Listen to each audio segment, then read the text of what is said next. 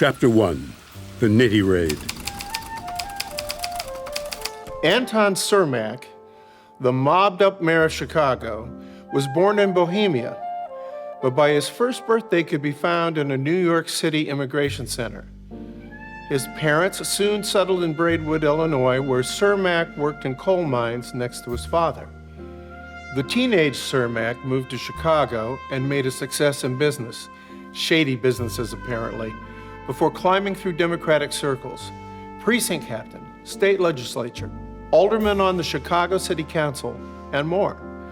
By 1928, he was on top of the local Democratic Party, orchestrating a coalition of Germans, Czechs, Poles, and Jews, and using patronage to build his base. By 1931, he was running for mayor against Big Bill Thompson, a Republican who was corrupt even for Chicago. The Chicago outfit, the Capone mob essentially, knew Big Bill was attracting the wrong kind of attention, the federal kind, which is why the mob dropped Mayor Thompson and instead backed the also corrupt Cermak in his mayoral bid. Once elected to that office, though, as we depict in True Noir, Cermak aligned himself with minor bootleg gangs that he could control and manipulate. And on his first day in office as mayor, 10% Tony Cermak, so named for the kickbacks he demanded, promised the city of Chicago that he'd rid it of its gangsters before the Chicago World's Fair, the Century of Progress exhibition, which would open in the summer of 1933.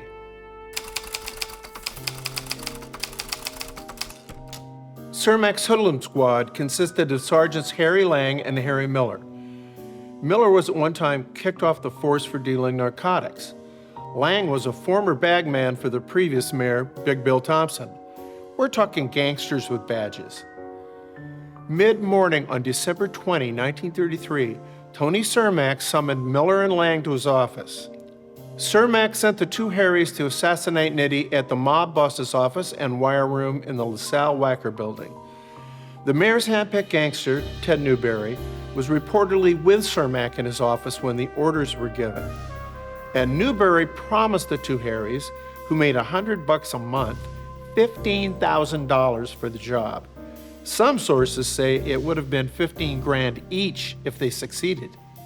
They didn't. They shot Nitti all right, 3 to 5 times.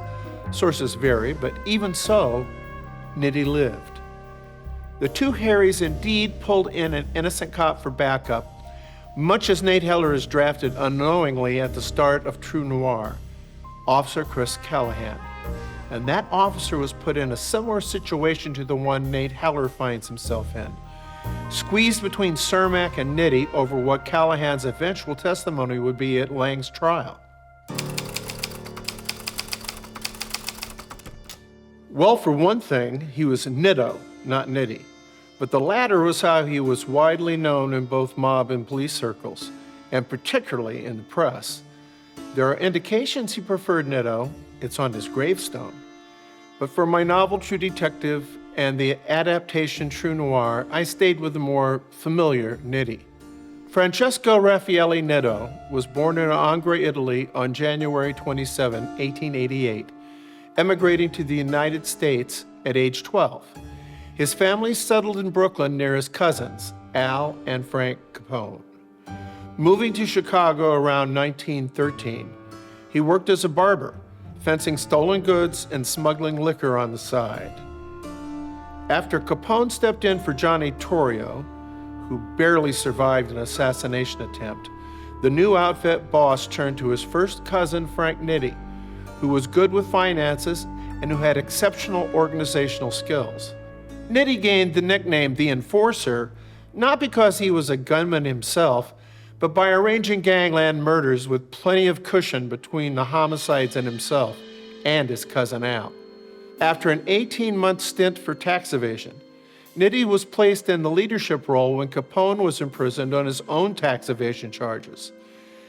Nitti managed the distribution of liquor from Canada to Chicago speakeasies, making the outfit, as the Capone gang had come to be known, hundreds of millions of dollars. This is who Frank Nitti was when we meet him in True Noir.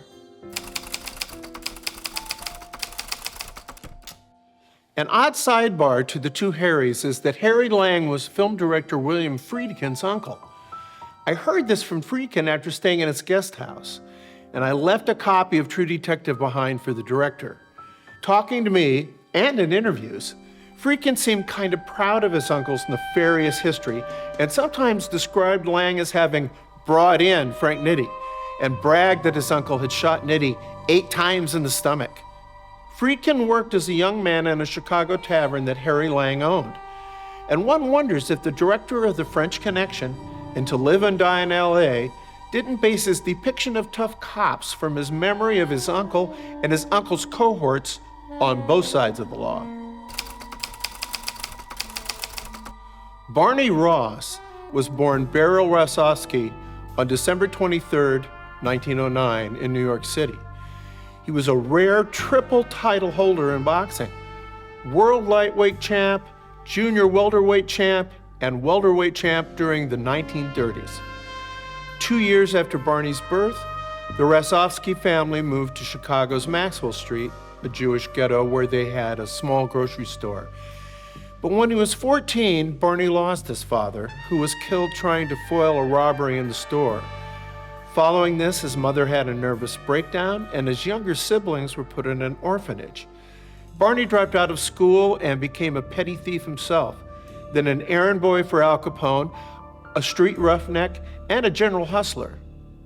But after winning a Golden Gloves amateur boxing championship in 1929, Barney began a professional boxing career.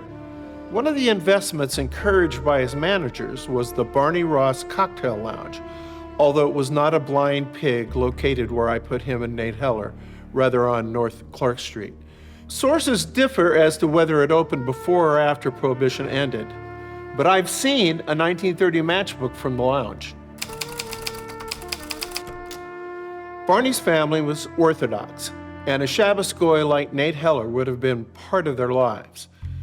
A Shabbos Goy is a non-Jew hired by a Jewish person to do work that the religion's laws prohibit on the Sabbath. The term comes from the Yiddish words Shabbos, Sabbath, and Goy, Gentile. Nate's father was an apostate Jew, which qualified Nate for the job. That Mayor Cermak took precautions after the Nitti Raid, moving into the Morrison Hotel, is, like much of episode 1, true. And his trip to Florida was indeed out of a need to mend fences with President-elect Franklin Delano Roosevelt to make up for not supporting FDR at the Chicago-held Democratic Convention.